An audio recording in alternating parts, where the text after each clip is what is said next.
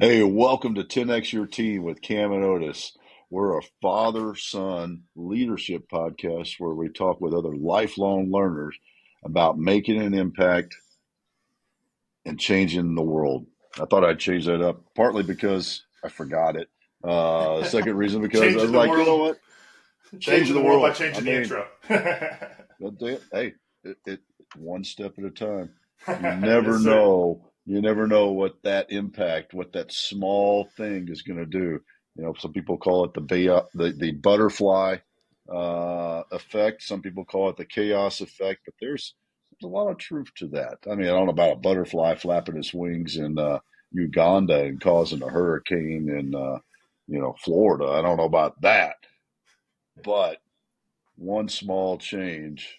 One small change. Speaking of one small change, did you make any changes this week for the rugby team?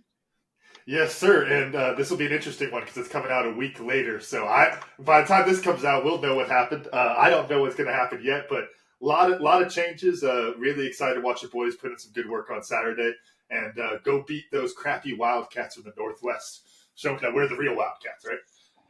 We got to make them change their The name if we win, I think. There you go. There you go. Throw the gauntlet down. Put something real as a bet on the table. So Yeah, that or we we just go to Los Gatos. We're in Arizona. I guess we let's. could be that. You could. Well, and I was just going to say, speaking of real people putting things down, Laura DeFranco is joining us, and the reason I said that, Laura, is because you put things down in print. I mean, good grief! I gotta ask because I didn't feel like counting because I lost fingers. How many books have you published? We're celebrating number 75 this week. Ooh, wow. That Yes. is that is awesome.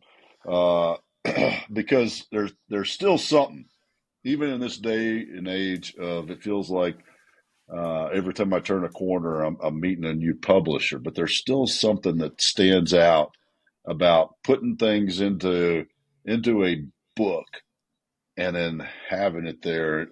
My thought for you there, question is, what's drawn you into this space, this world of publishing and writing? I've been writing since I was a teenager and somewhere along the line wanted to educate people. My first career was as a physical therapist. So I was always writing, got into career number one, wanted to write to educate. I wanted to teach people how to heal and how to feel better. So I started blogging, actually. That was the first write for anyone else to read it type of time. And then, I always knew I would do a book eventually, but there's a lot of things with this conversation. Like writing is a healing process also. Doesn't even matter if you decide to publish or not. You're changing your little piece of the world inside of yourself when you decide to kind of do the process of journaling. That's an awareness process. That's a short You, story. I heard this once, and I'm glad I can't think of where I heard it because I'm butchered it, I'm sure. But the idea that what the reason journaling, diary writing is so therapeutic is because we have these I think basically the way they put it was like these half-baked thoughts, these ideas that we have, but because they're in our brain, we don't take the time to really dive in on them of what they really mean. Why do I think that way? That kind of stuff. And that's where writing really comes in, because when you take the time to actually think of the word you're writing next, you have to really analyze, all right, what do I really think about this thing that I'm writing? How do I really feel about this thing that I'm writing about? Could you talk about how that plays into the therapeutic process that you're talking about? Yeah, that's exactly the awareness process. There's all these thoughts going on in my head, and none of them are real until they're out loud. I'll put air quotes on out loud because out loud for me is on the page or spoken. When you move it from your head out onto the paper, you are now the observer. Sometimes I've written things and I've looked at it and gone, whoa, do I think that? And it makes me pause and I have to think about that. I live in that thought or that belief. I am creating my world with that. That's important. So I use this awareness process very seriously sometimes, but right, as soon as it's out loud, as soon as it's on the notebook or typed out on the computer, you are looking at it, reading it, and deciding not only is it true for you, but is this something I actually want to share to try to help others with? That's a little bit bigger responsibility, right? So, yeah.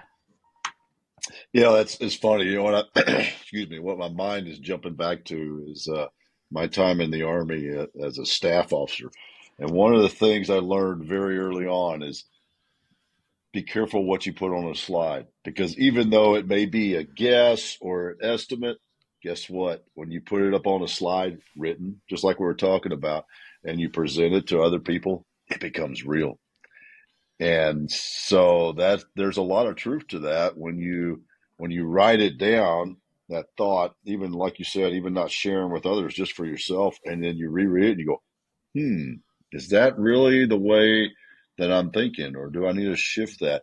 What's the best part about capturing that for you when you do that? What's that feeling that you get, maybe even? I'm going to go back to your creating your world for a minute, because I started to get excited about it when I thought about it this way. Some people think that when you have to take responsibility for every word, that it's a big burden, but I see it as the biggest freedom. So when I look at it, and I'm knowing that it might be for somebody else also, right? It's my healing process, but if I share my brave words, I could change or even save a life. That's a big deal. I am trying to stay high vibe for people. Gosh, right now especially, people need a little bit of high vibe in their life, and they need to be in an environment, curate the inner circle that helps them create the life they're hoping to live. Well, that happens right this second. So if right this second I'm journaling, I better be careful what I'm writing. I better pay attention. I better look at that and go, okay, if that's not exactly who I want to be in the world, then how can I have her show up right this moment? And I journal that way. I watch what I'm journaling carefully nowadays. This wasn't always the case. I journaled about crappy boyfriends in the beginning, and all my, my this and that and complaints and all the things. And I'm like, whoa, okay, no more. We're gonna really think about what we want and what do I want to write about, but especially to help people, you guys, like especially to help others now that I'm publishing.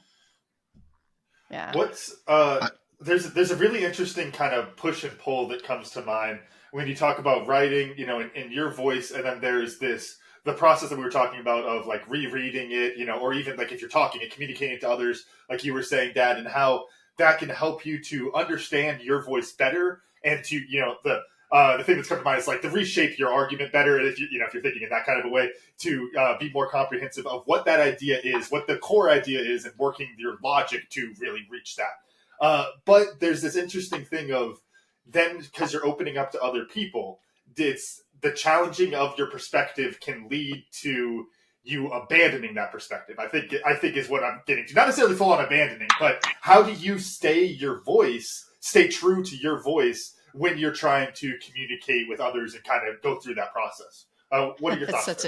Such a great question. And it's important and it's hard. And as soon as you're communicating with somebody else, especially someone you care about, like there's two different things here. If I don't care so much, well then, oh well. But if this is someone I love or care about, or, it's tricky, isn't it? It gets triggery. You have to pause yourself. Sometimes I'll find myself speaking it too soon. I process and writing. It is the way that I move the energy and my thoughts. And so sometimes I'll pause myself from speaking and actually write a letter or an email instead. And I'll be like, I can't talk to you right now. I really need to slow this train down for a minute. I need to pause it. Now, not everybody's going to be like me in terms of they do it through the writing. Some people will do it the opposite way, but that's what you made me think of when you said that. It's like, oh, this isn't going so well. Or you feel yourself writing or speaking in an inauthentic way. It's like, oh, that's not me. What is happening here?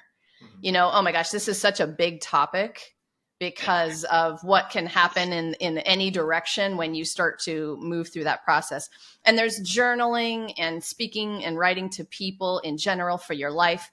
And then there's this whole other world of like, okay, we're blogging, we're publishing, we're writing for other people to read with an intention and a purpose. I want to stay in that area because you said something earlier, and I think this kind of goes along with it, maybe dives a little bit deeper into this, is there's kind of two schools of thought that I come to. There's the writing, the journaling, the blogging, where it's, let me just get all this crap out of my head. And then there's, because you said something about trying to be more positive when you write.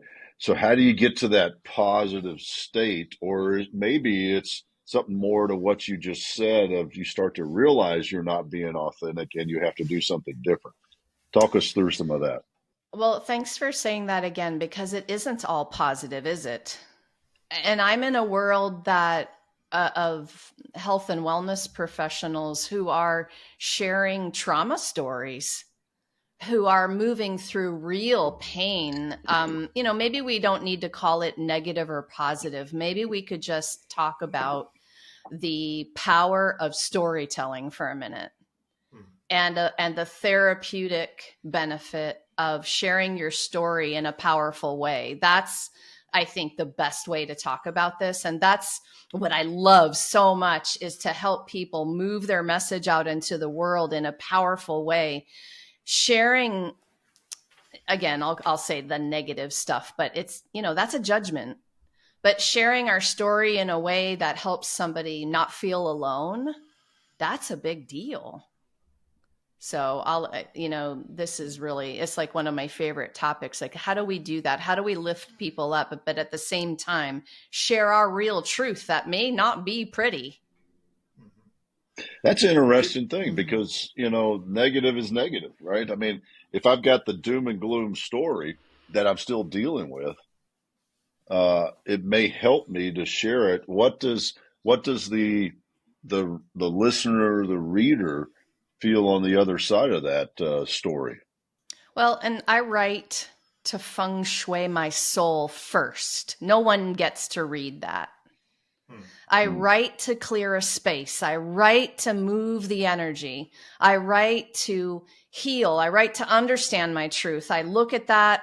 And then when I write for others, I will self-edit. I'll preserve my voice in the best way possible, be my crazy warrior, love, hippie, sexy self. But I'm going to do that in a way that is, you know, sharing that story because I'm thinking about you, my reader also. There's two things going on. There's my process and that responsibility I'm taking for sharing my story in a way that helps you. This is an art and a craft, and that's why it's so fun. It's a practice. I'll be practicing this, you know, forever. Talking about sharing your story, I think there's something interesting there. What it comes to mind for me is, and this steps a little bit to just kind of the mental health conversation of things there where we have these negative things inside of our lives and we feel it is, you know, it's our only perspective is our life, right? And so we have these negative things that are happening to us, but they're happening to so many people that we kind of feel this, like, I can't really share my story because everybody's going through this. And those kind of things. Like, I think back to having sleep problems, and I still have a lot of sleep problems. I had sleep problems in high school, and I was talking with the sleep study doc. And he's like, did you know that 35% of Americans have sleep problems? And I was like, thanks. Like, what does that do for me right now? I'm having sleep problems. Like, that kind of thing where it's like, it makes you feel like your problem, that negative thing you're dealing with, doesn't matter. But it's also one of the most important things to you. Could you talk a little bit about kind of that push and pull as you go through to tell your story? And, you know, they're all of our stories are so similar, but yet completely different at the same time. You just hit on the biggest thing that paralyzes my authors. They don't think their story is bad enough. And they do comparisonitis. They get comparisonitis. They paralyze themselves. They don't think it's good enough because it's not traumatic. Are you kidding? Like, so you also said something important that I'll phrase again.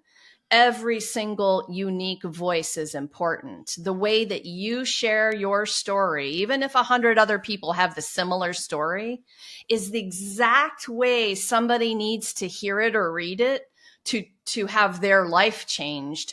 So like, I love to say, you guys, your fear of not good enough here is boring to me, because what if you could share that and someone's life changed? So would you worry about something being good enough, or would you worry about sharing it more if you knew you were changing lives? And so that's a big, big message in our world is, okay, time to be brave. Let me help you be brave about that sleep story, because the way that you tell it, someone's going to be like, oh, I have that exact thing too. And they're going to resonate with you, and you're going to be the one that helps them because you were brave enough to share it. Mm-hmm. Does that, and I'm playing devil's advocate a little bit intentionally, but does that water it down at all? And what I mean by that is I'm almost thinking to take podcasts as an example, another medium of storytelling. And it's like, well, Laura, you and I could start a podcast and it could go out, it could help 2 people. And then, Dad and I, you and I could start another podcast, and we already help people with this one, we could go help a different group. And it's like, you can they all serve that purpose, but does that water down the medium or the storytelling medium at all? And, I got a feeling you don't think so, but I want to throw that over to you. Well, does what water it down?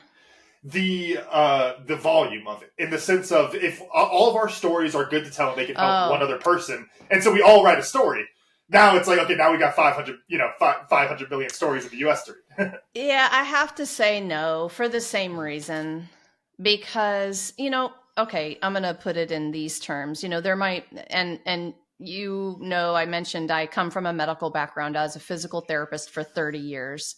I worked with pain, chronic and complex pain syndromes for 30 years. I was helping people through that.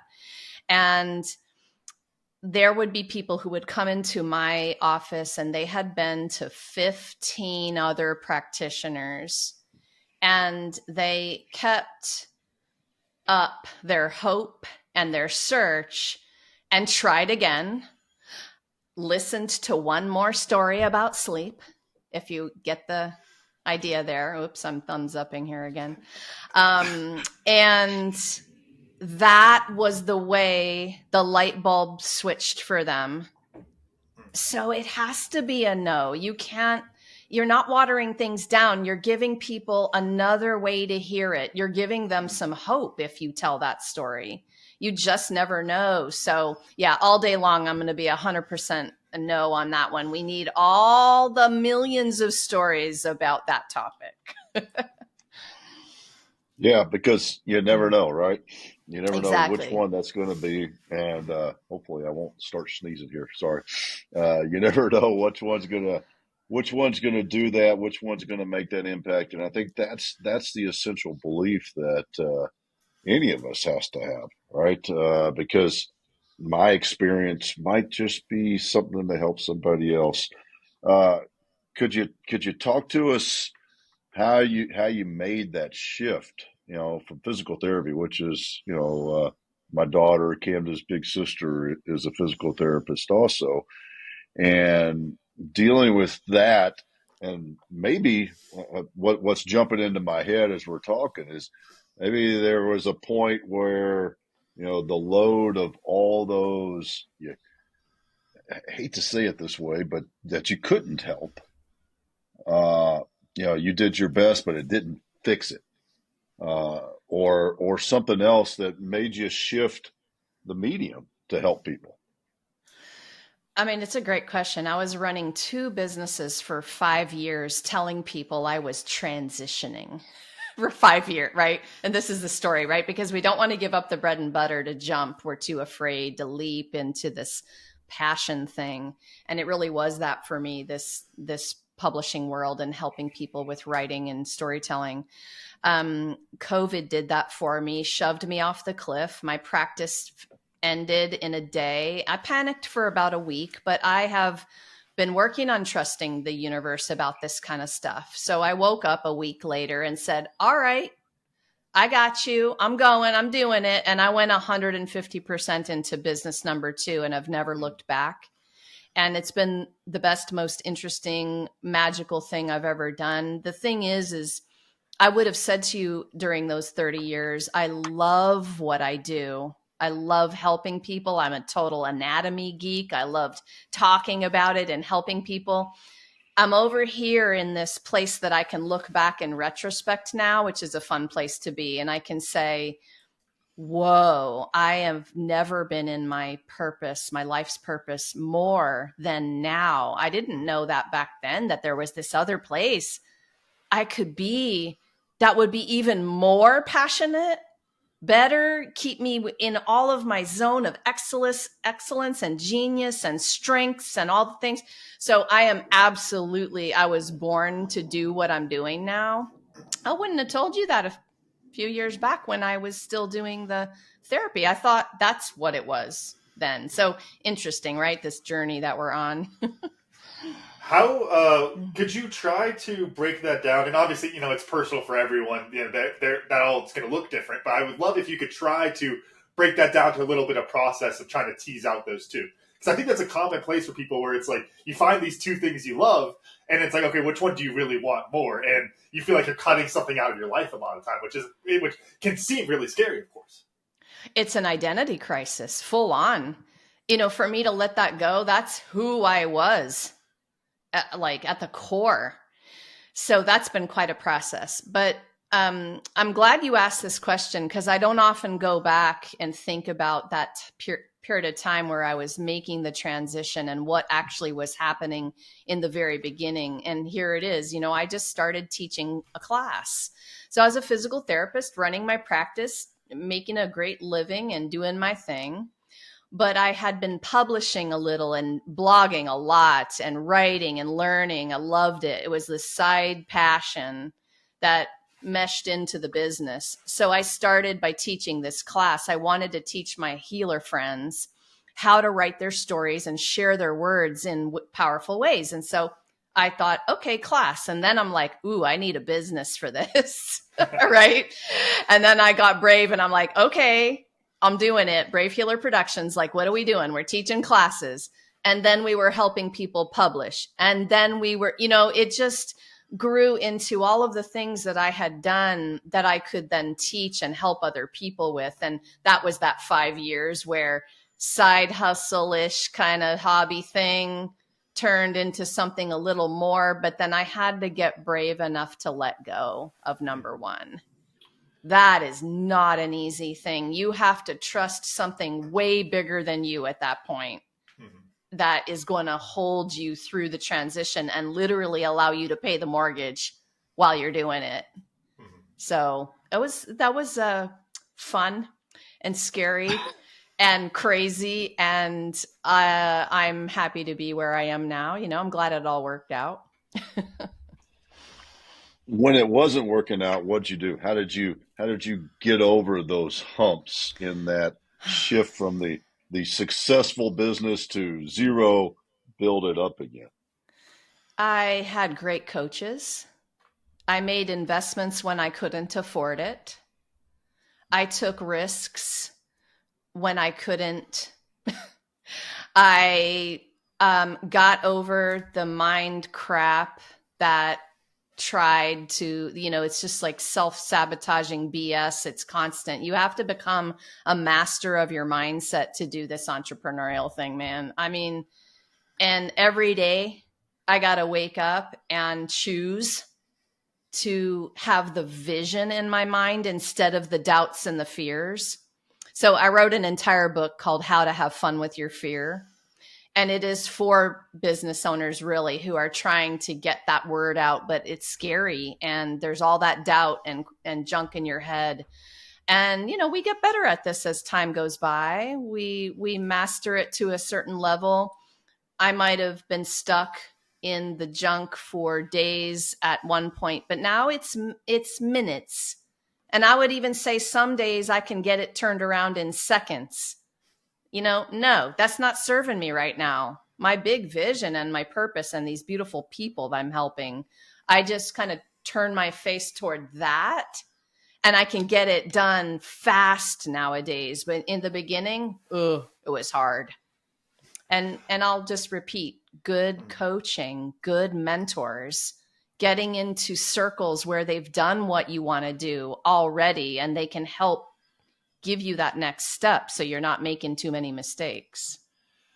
Before we shift gears out of that transition and identity crisis area that you were talking about, Laura, I'm really curious talking about some of the like specific things from your time as a physical therapist that you missed, and maybe not literal things, but like things you got out of it, and then the mission to try to either replicate or things that you couldn't replicate. Like I think of when I hurt my back and I couldn't play rugby anymore. Coaching rugby checks a lot of those boxes. I get to compete, I get challenged my brain, all that stuff. I get to be around the sport. And then every Saturday, I want to run into somebody because it's still like, I'm missing that thing. Like I'm missing that piece of it. I haven't been able to replicate that. And it's probably good for my back. I can't replicate that. But you have these things where it's like you're trying to scratch that itch from that past life that you love so much and trying to identify those specific things, those variables, and how to replicate them in the new life. Could you talk a little bit about your perspective on that? That's such an interesting question. My mind is going in a couple of different directions with what that is for me. One of them is an easy one, teaching. It just went from teaching one-on-one to teaching in a different way. So I was definitely born to teach. I lead workshops now instead of sitting in my treatment room with one person and trying to educate them about what is going on. But I loved that question because it brings me back to what I love. I'm still doing what I love, just in kind of a different, maybe bigger way. But here's one that maybe people weren't expecting or is kind of interesting to me. I knew from a very, very early time in the physical therapy career that I was a hands-on person, and I specialized in manual therapy in all of the kinds of hands-on techniques. I was a myofascial release and craniosacral therapy person. I had, oh my gosh, and over 30 years, you do a lot of continuing education, okay? But all of mine was manual therapy oriented, and so I was an expert in that. And I miss having my hands on people, however that sounds. But, because that's a connection that's very sacred and that I honored, and that I knew people had to trust me for that. Right. And so I treat my family still, my loved ones, people with aches or pains, and they need a little bit of help. And I actually, I'm sitting right next to my treatment room that has been here in my house forever and ever. And I still use it, and I do that type of thing. So I don't know if that totally answered your question, but those are two pieces I think of.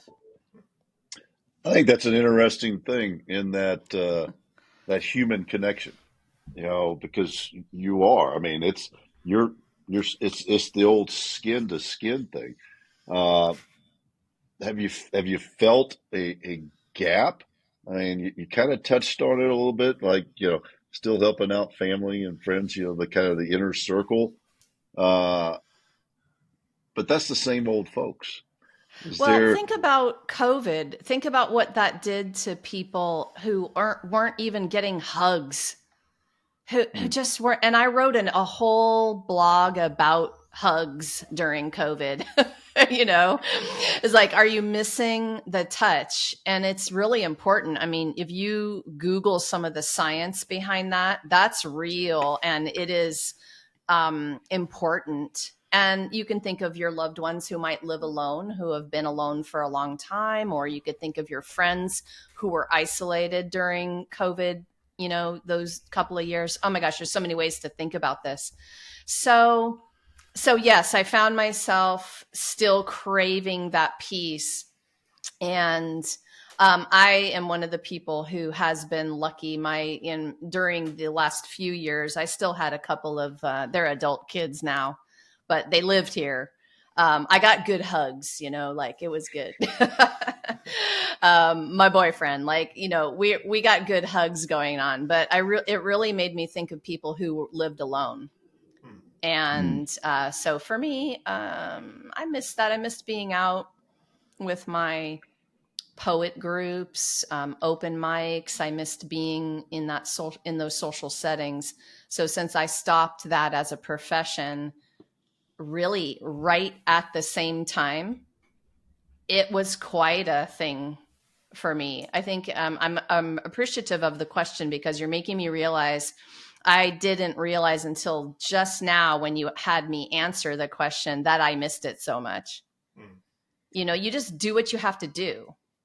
And so, yeah.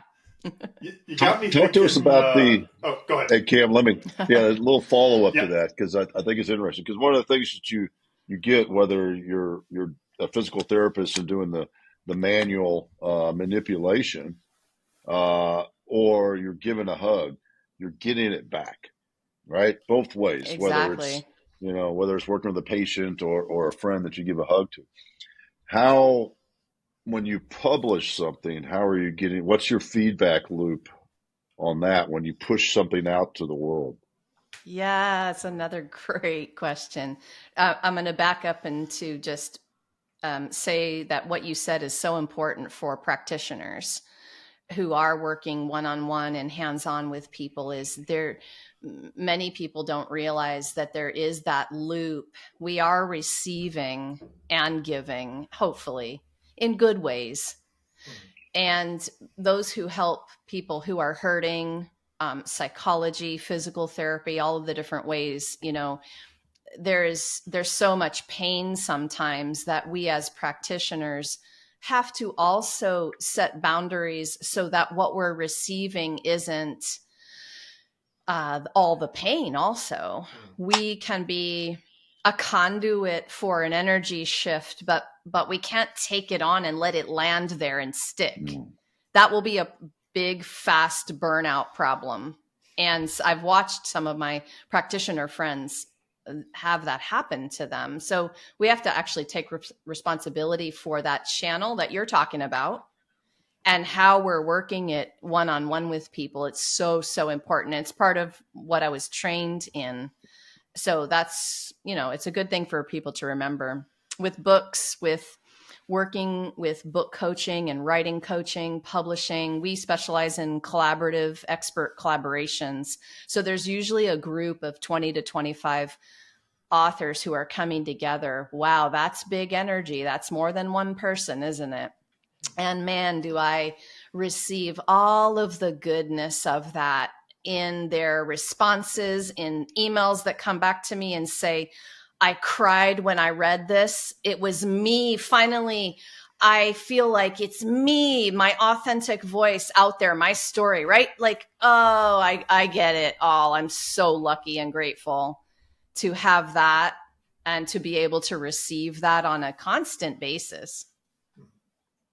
There's something else in talking about that human connection that, in the spirit of Dad, your improv intro today of, solving the big problems and changing the world. There's a big problem that's coming to mind when we're talking about this, the human connection. And I think COVID exacerbated this a lot, but the loneliness aspect. I think there's a lot of different problems you can point to in the country. The way I always like to think about it, my econ brain, it's all those factors are always probably doing something. The biggest factor that I see when it comes to a lot of those problems, though, is the loneliness and the lack of human connection. Again, exacerbated by COVID, exacerbated by technology. There's so many different things pushing it, but at its core, it's a very human problem. And I want to throw that. I know I'm leaving this open ended, so sorry, Laura, but I want to throw that over to you. Of what are your thoughts on trying to cure a little bit of that loneliness? Yes. I always say when I get excited about something, yes, with an exclamation point. Okay. And we're about to publish Holistic Mental Health Volume 2. This was a series that we started last year. And so I will give my gal, Laura Mazzata, a little shout out because she is leading the therapists and practitioners who are authoring that expert collaboration, Holistic Mental Health. And this came up the other day, the topic of loneliness. And there is such a pile on of extras right now. People had their level of loneliness that they had before COVID. You add the technology things going on, and people are just like at their capacity. So it is time to reach out to your neighbors, your friends, your community, your loved ones, your inner circles, in whatever way you remember to that day, because we are all doing our best right now with the things we're dealing with inside of us. The feeling, the way that you're feeling, the loneliness has a physical sensation inside of your body. So what I loved to educate on from PT days till now is body awareness. If we can learn the language of our loneliness in terms of the physical sensation it brings up in our body, we have a very powerful awareness practice that can change our life. So I'm going to say to you about loneliness. Wow, when I feel it, I have a tightness in my chest. My posture shrivels a little. It's physical. So when I'm sitting around and doing my journaling and feeling my stuff, if I could just connect with that instead of calling it loneliness, instead of labeling, every one of those things has a sensation. So if I get to connect with that and breathe with it, and oh my gosh, I could talk about 100 powerful modalities we could use, right? That's what these books are about, by the way.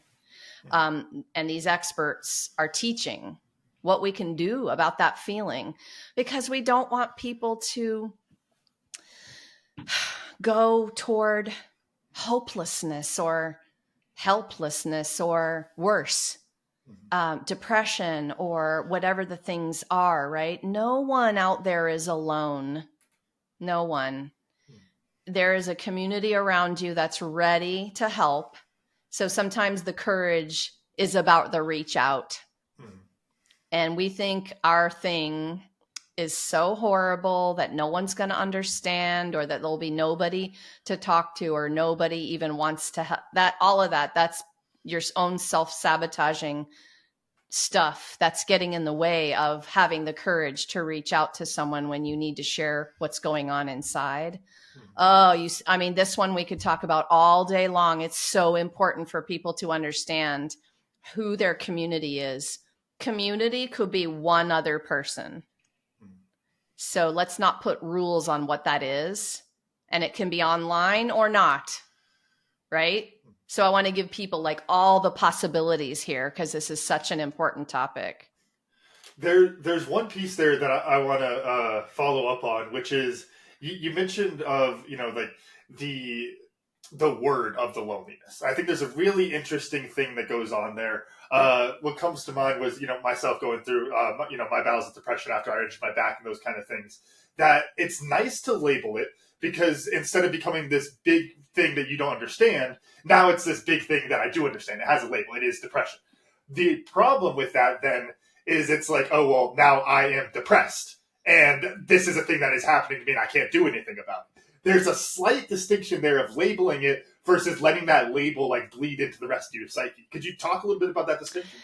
You are a magical miracle that feels a feeling that you're calling depression. You are a magical, miracle from source that is feeling something that we feel like we have to label so that we can then go get the right kind of help, whatever that is, right? Everyone is so unique, though, that cure or that solution isn't the same for every person that lines up to say, I feel this way. Yes, sometimes the labels help a lot. But a lot of the time, a label is just, there is no good or bad. It's what we're making a feeling mean. So if we could just sit in that for a minute, most of the time we are taught to not feel.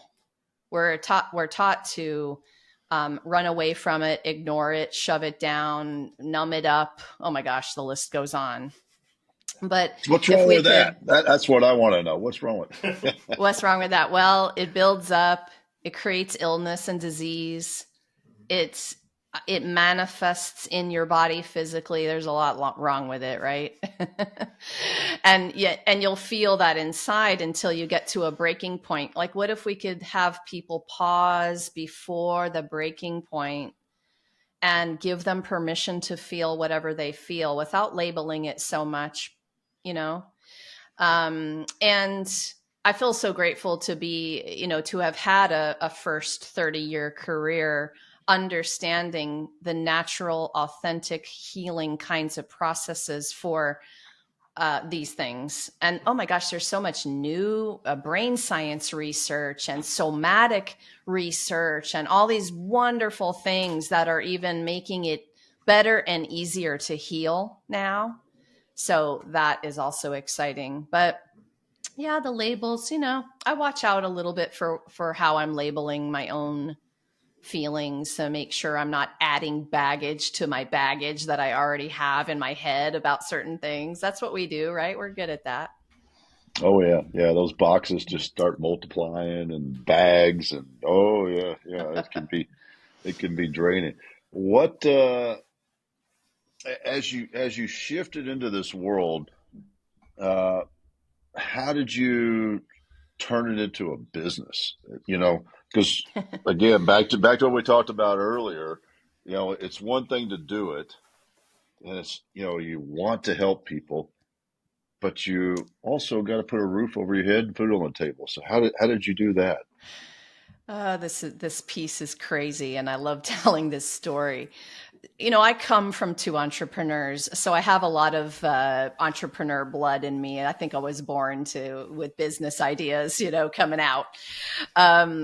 And when I opened up my own physical therapy practice, it was because I didn't like what everyone else was doing, and I wanted to do it my own way. And I also wanted to have some time freedom and flexibility. But this second business, I woke up March 20th of 2020. People are going to have their stories, aren't they, for that date? And I was dreaming a dream of getting my healers together because we had just lost our ability to go hands-on with people all of a sudden. And I had been in about 4 projects. I had published my own book, at least one by then. So it wasn't like I hadn't had this idea before, but I was literally having a dream and waking up with it. So I walked to the computer in my pajamas that morning, and I typed a little note in a Facebook group where I was teaching the class I told you about. This is how I started the business, was with the class. And it was all women at that point. I said, ladies, the world just lost its healers. Who wants to write a chapter? We're going to do the ultimate guide to self-healing so that we can put a book in people's hands right now and they can do what they need to do at home for now. I didn't know it would be 3 years or 4, however long it's been. And 48 hours after I made that invitation, 24 of my colleagues said, yeah, I'm going to help you. And 5 weeks after, we were a #1 Amazon best-selling book. That was the start of the business without me knowing it was the start of the business, because I thought it was a one-off little crazy miracle until a friend emailed me a week later and said, well, when are you doing the next one? And I'm like, today, I guess, and that was it, man. I needed that confirmation, and she gave it to me.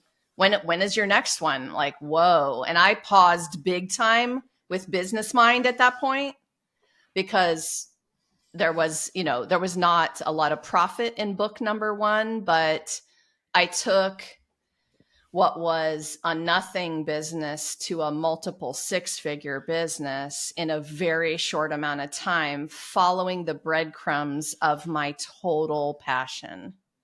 If I could say anything to anyone, it would be follow that, and then get the right people around you to help you with the business stuff you don't know yet.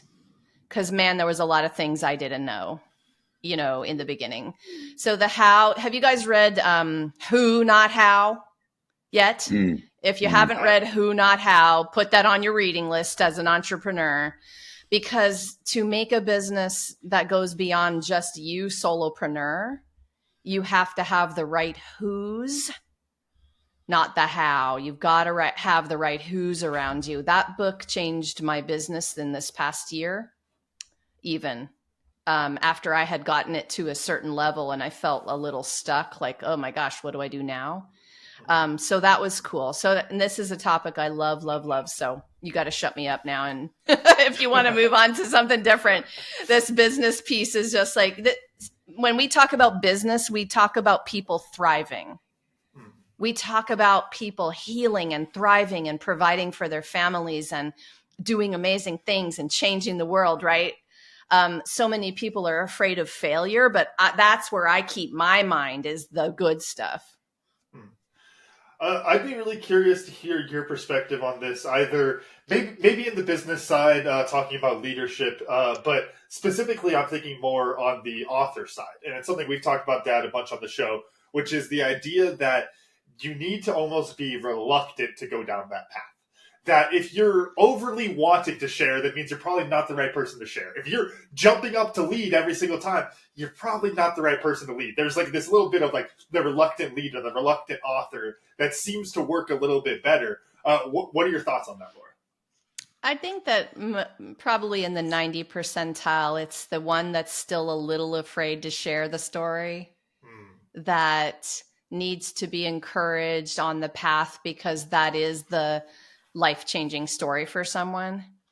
But all of those kinds of people you described just now are telling amazing stories. There's some of us that do need to lead that courage, that trailblaze that courage. There are some of us who have a harder time speaking up, writing, publishing. We're afraid we're going to offend someone. We don't want to trash anyone. We want to write the story in a way that helps people, but doesn't like hurt our family, or, you know, because those personal stories are tough to write sometimes. They involve other people. The ones that you described in the beginning, the ones that are like, yeah, I'm going to, you know, they actually have to be paused a minute, because they are not sharing the personal stuff. So I've had to call out some of those kinds of authors and go, wait a minute. Well, where's your personal story? I mean, you can teach me all day long. I know you're a master teacher, and they jump toward telling people what to do because they're a master at it and they can. And it's, you know, but I always say to my authors, well, who are you to teach me? I don't even know you yet.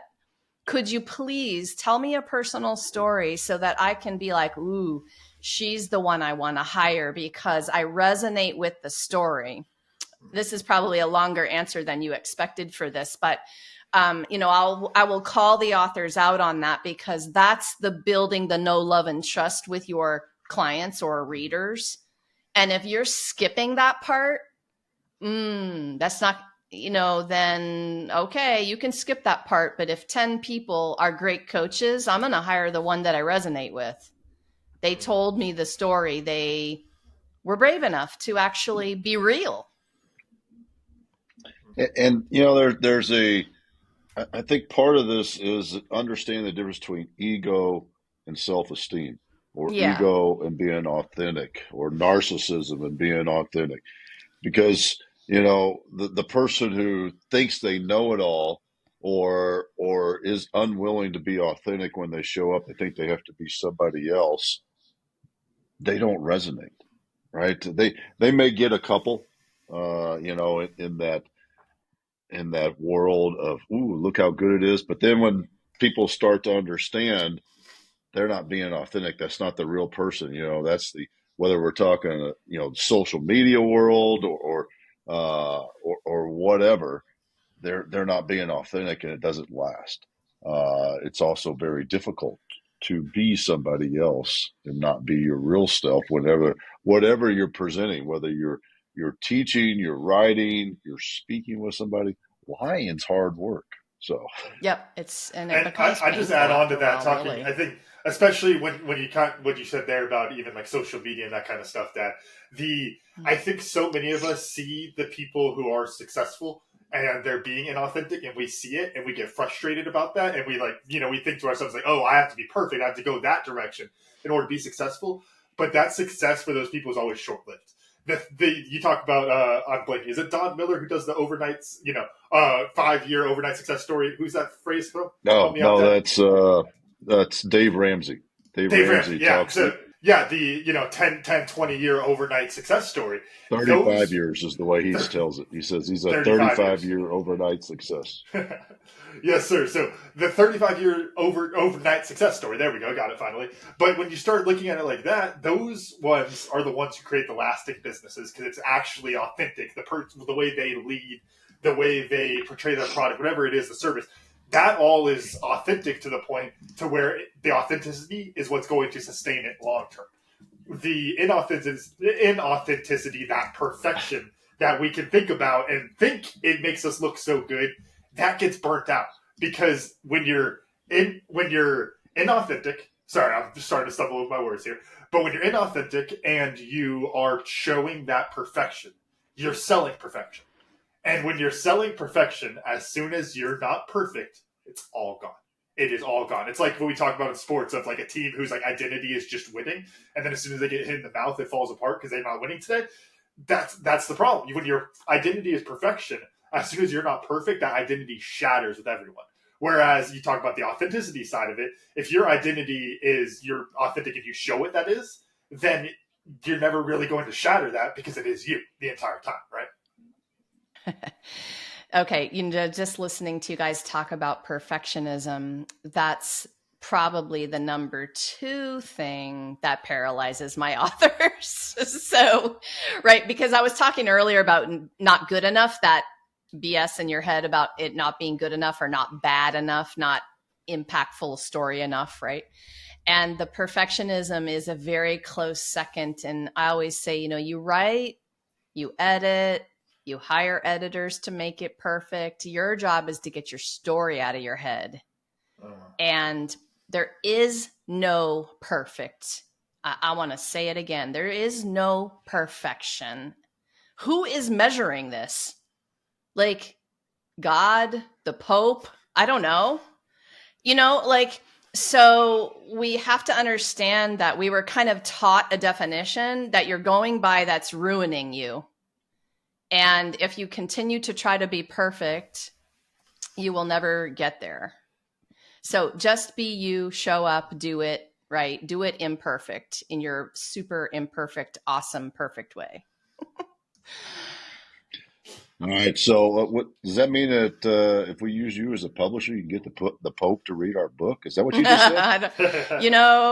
We'll get there over to him. We're getting there, right? Don't say never. That's what I'm thinking. Pope Frankie's on the editing team. That's right. Well, hey, Pope, when you watch this, just shoot us a note and let us know. That's what I'm Well, telling. can we just throw Oprah in there for a minute then? I think that will be a little bit better for me. I think I'm going to go out on a limb here. I think we might get more legs out of Oprah than okay. I'll be honest. I think that might be better in the long run for the publisher. Good deal. I'm with you. Yeah. Well, thinking about the business decision on that, if I have to choose one, and which one would I measure the data on and get more out of on the ROI? So that's something to think about. Which helps me think about what I learned today, and what jumps out at me.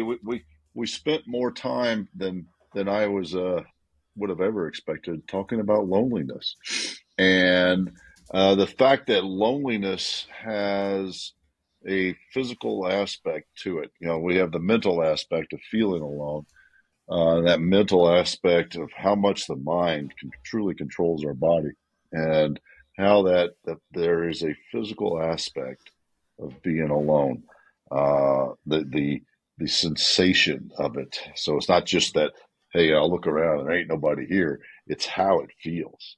I think that's a very important piece to keep in mind. Camden, how about you? What'd you learn? Well, first I want to throw in, because my curiosity got the best of me. I tried not to Google during the show, but I had to. And if we're looking worldwide, I think Pope Frankie might have a wider reach. But they might not all be reading in English. So if we're just looking at America, I think we go Oprah. But we can discuss that in our next strategy session with the three of us. Okay. But for today, what I learned, the reluctant leader, reluctant author is something I think about a lot. And that ego aspect there of, trying to be perfect, not showing who you really are. And Laura, I never really thought about that aspect of it. I always think of it as this negative, like, I want to be the leader. And so, like, that's kind of the negative ego aspect. But then the other side of just that type of person isn't brave enough to be authentic. Like, that completely reframes the way I look at that, reluctant leader idea there. So that's a really big one for me. Laura, how about you? What'd you learn? You guys asked some really, really great questions today that helped me connect some dots from career 1 to career 2 and the through line. And I really appreciate understanding some of the things inside of me that I have pulled from that career that I was telling you. I kind of lost my identity by giving it up. So I learned that I think the universe is always pushing us toward the best version of who we are. And we can take all of that stuff if we're listening, if we're paying attention. We don't have to be so afraid. I probably didn't have to take 5 years to transition, So thank you for just talking to me about that today and letting me try to verbalize it, so it's hard sometimes. Oh, that's awesome. Laura, how do folks find you, learn more about you, check out all the books that y'all have been publishing? Yeah, please come on over to bravehealer.com, and I'm all over social. You can connect with me on LinkedIn, Facebook, Instagram. Thank you both so much for a really cool, fun, and deeper conversation. Thank you. Yeah, thank you. Camden, run us out. All right. Thank you all for listening to today's episode of 10X Your Team with Camden and Otis, and a special thanks to our guest, Laura DeFranco, for joining us today. Remember, you can watch full episodes of the show on YouTube at 10X Your Team. And if you enjoyed today's episode, please make sure to pass along to other lifelong learners in your tribe so they can enjoy it too. Follow us on Facebook, Instagram, and LinkedIn. As always, the full archive of episodes is available at www.10xyourteam.net. Thanks again, and we'll see you all next time.